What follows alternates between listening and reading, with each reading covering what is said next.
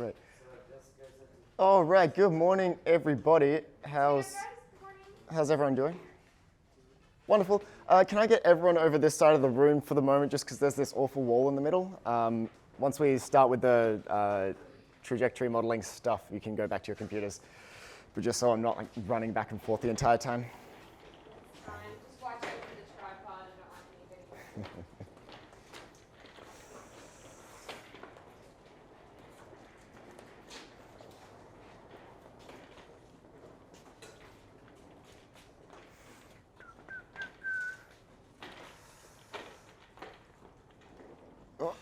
There should be enough space. Yeah, good enough.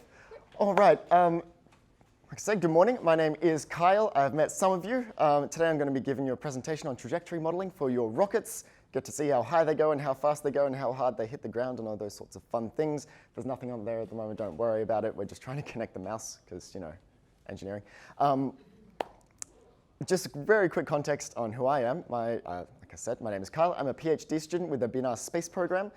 My project is on flexible deployable mechanisms for the Binar or for small satellites. So I helped design the deployable solar panels, which are currently made from rigid flex PCBs. So they've got 3 rigid panels, and then they've got flexible parts in the middle, which help them bend and fold. And then they've got shape memory alloy as actuators. Do you ever do that experiment where you get that strange metal, you bend it, and then drop in the hot water, and it goes back to its shape? It's the exact same thing we're using to get our satellite solar arrays to straighten out. I also did the attitude determination, or I'm currently doing the attitude determination control for Binar 234. So I helped figure out where, or I'm helping to figure out where the satellite is pointing when it gets in space. And then once we figure that out, get it to point in a specific direction, which is deceptively difficult, especially when you can't see your satellite and have no cameras or anything like that on board. That'll help you. So I am going to go through some trajectory modeling. I think it's just waiting for it to get a mouse so I can like change the slides from over here, but oh my God, it's working, amazing. Thank you very much, Meg. So let me pull that up very quickly. And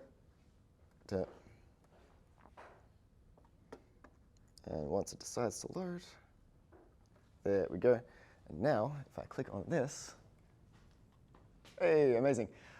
So we're doing trajectory modeling of a rocket that you actually have in your hands. Some of you might be saying, why would we be modeling a rocket? We actually have the rocket. We can just launch it and figure out where it goes. All those people are lame, and I know none of you are saying that because all of you are really cool people. But just for the, the people who aren't quite convinced, maybe your friends and family who, aren't as cool as you guys. Let's go through why we model things first, but just to give them the benefit of the doubt, the devil's advocate style. Why do we do things practically? I already gave you some answers. Any ideas of why we would do things practically instead of model them? What's some benefits without looking at them? Can I go back? I can't go back. Anyway. Any ideas? There's some ones up there. Any of your own ideas? It's difficult to model like wind resistance. Amazing. That is a perfect answer. It is very difficult to model wind resistance, especially to do it perfectly. It's much more direct. You don't have to worry about whether your simulation's correct or not. You can just do the thing, and then it gives you a correct answer. It is less time consuming in some cases. You're absolutely right. Some simulations take a very long time to set up, and some take a very long time to run. Conversely, some experiments take a very long time to run, and you might want to you'd be able to do the simulation like 1,000,000 times in a second. Depends on the simulation. What else did I say? And the most important one is it's much more fun to launch a rocket than it is to press a button and watch like a line go up and down a graph. So we'll get to the actual launching rockets at some point, don't worry. However, on the other side, why do we model things? Why would we not want to just go straight to putting your rocket on the oval and shooting into the air? So you can like predict what's going to happen and not crash it into a tree? Amazing. Not crashing into a tree is one of the most important things. Along the same lines, does anyone know about any of the restrictions of the rockets that you guys have? Can't go above 400 feet, perfect. That is my main goal today, is to make sure your rockets aren't going above 400 feet because, you know, people get in the black helicopters and they come to the oval and they try to arrest you all for breaking the law. Probably not. It could be exciting. And the other ones, oh, anyway. Interesting.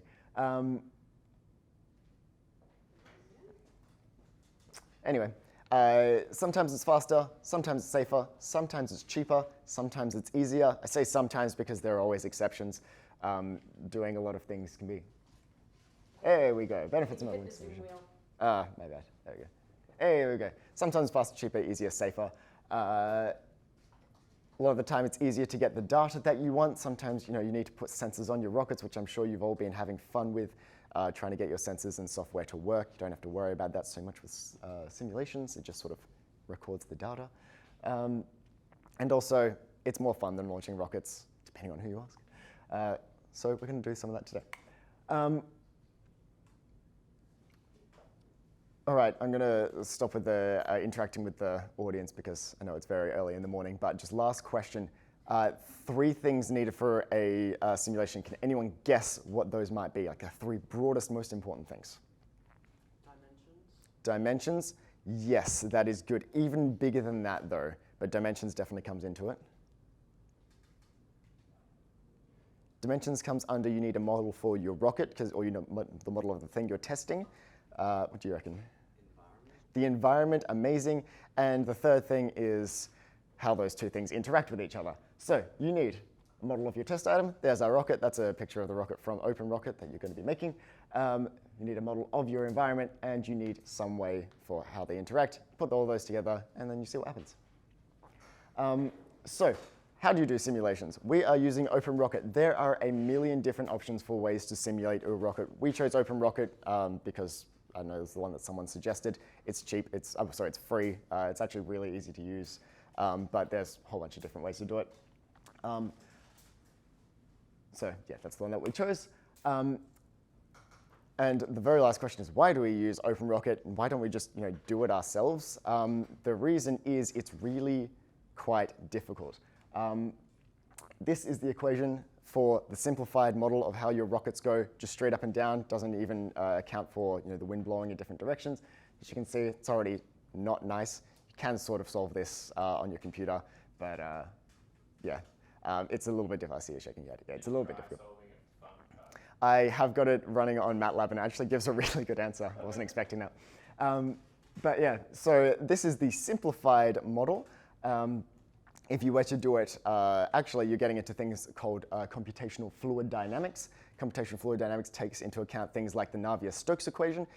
Just a fun fact, the Navier-Stokes equation is one of the millennium questions. You get $1 million if you can fully solve the equation. Do I have the equation? There you go, there's the equation there. Let's see, there's no numbers. That's what makes it fun. It also uses the rocket equation, which is that thing there. Also takes into account things like chaos dynamics. The initial states are really hard to measure. Your environment can be really chaotic. Just trust me, it's really difficult. So we're going to use OpenRocket.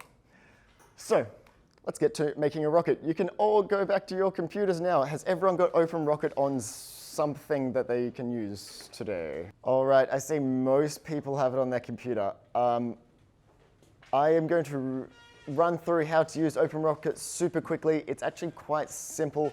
Don't worry if you can't quite follow along just yet. Once you're making your rockets, that's the only important part. So can I get everyone to half pay attention to these screens up here? I'm just going to very quickly show you how this whole thing works. So we are going to be building our rocket. Building the rocket is really simple. You've got all these things down here on the right that you can add to your rocket. It's easier if you do it in order from nose to motor, so I'm going to do that super quickly. You can follow along and make whatever adjustments you want at the same time. So I'm going to start off with a nose cone. So I'm going to click on the nose cone. Immediately what comes up is all this component list. These are a list of standard components of nose cones that you can buy. The ones that you guys are using are not standard. I saw them. They look crazy, but that's all right. So you can either choose one of these, or you can click exit, and you'll still have a fully customizable nose cone. You can change things like the profile. OGIF is a really good one. Change the shape parameter, if you know what that means, the length, the base diameter, all those sorts of things. And you can see the graphical interface down the bottom changes with your modifications. You can change the materials to whatever you want, and the finish.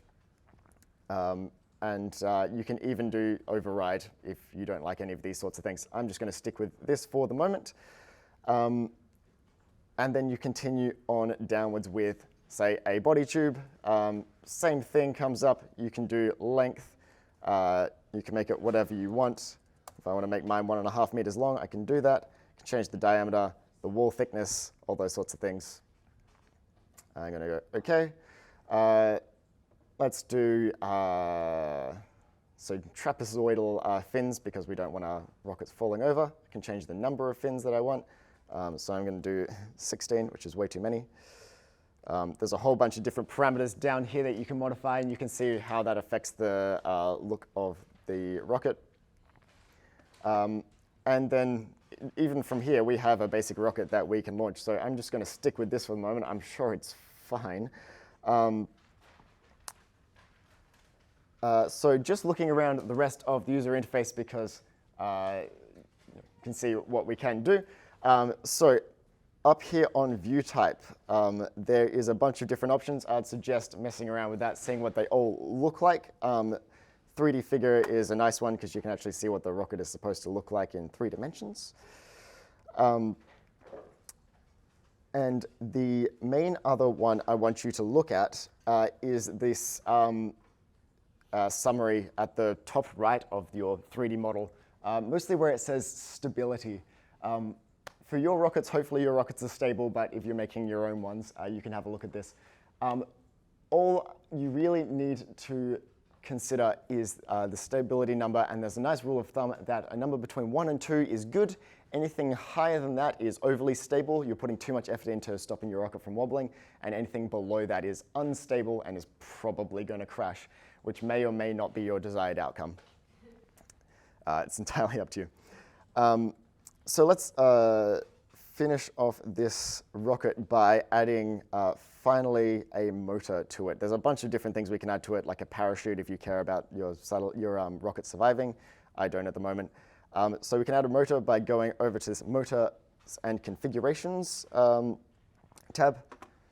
Under Motor Mounts, you have to choose one of your components where you're putting your motor. I'm putting mine in the body, because why not?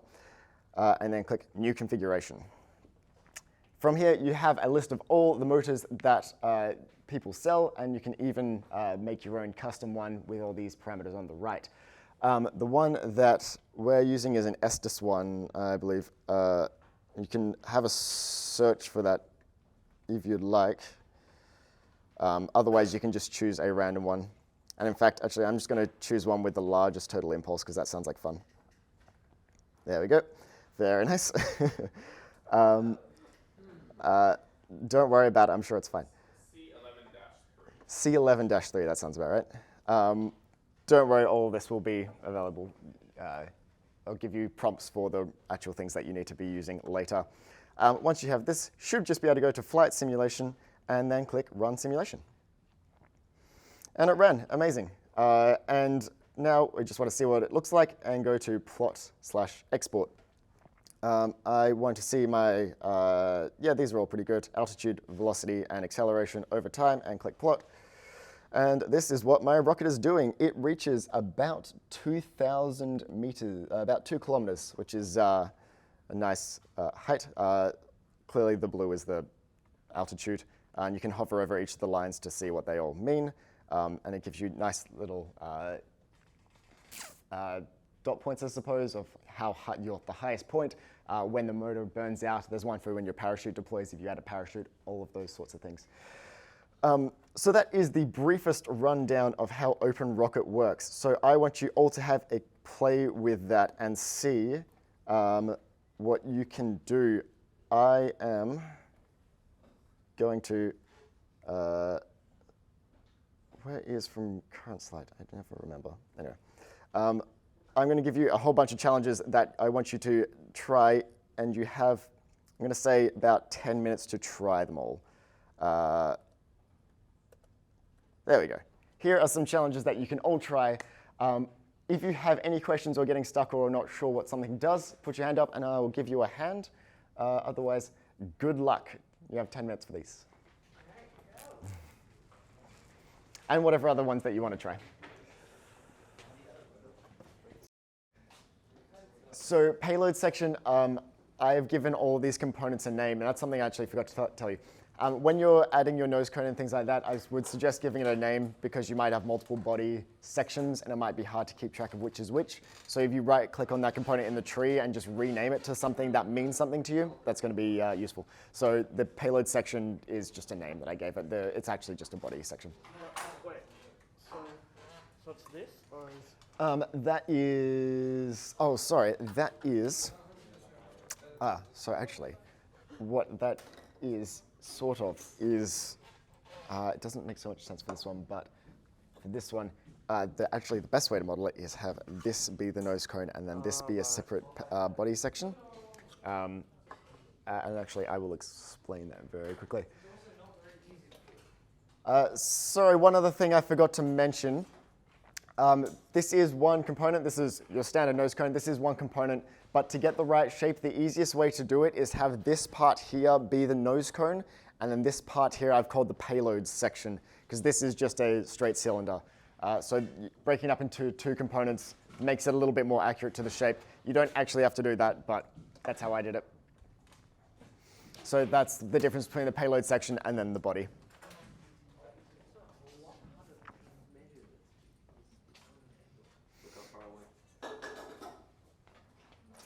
Nicely done. 4.5 kilometers. Very nice. How far is the moon?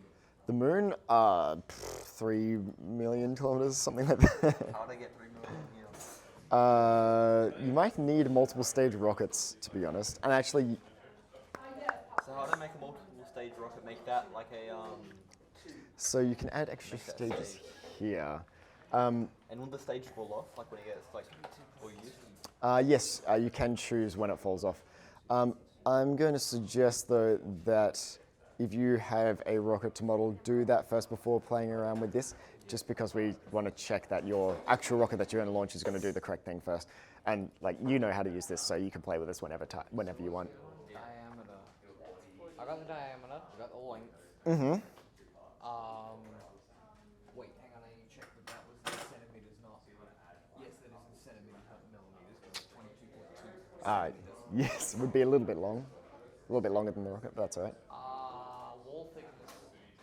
Wall thickness, calipers is going to be the easiest way to do that. Do I include the fact that there's still supports on the inside that I can't get? Yeah, it's up to you. So all the wall thickness does is just shows it what the actual tube shape is, and then it's going to calculate the mass from that. That's all it really cares about. So get something that is accurate enough, and it will give you a correct-ish mass.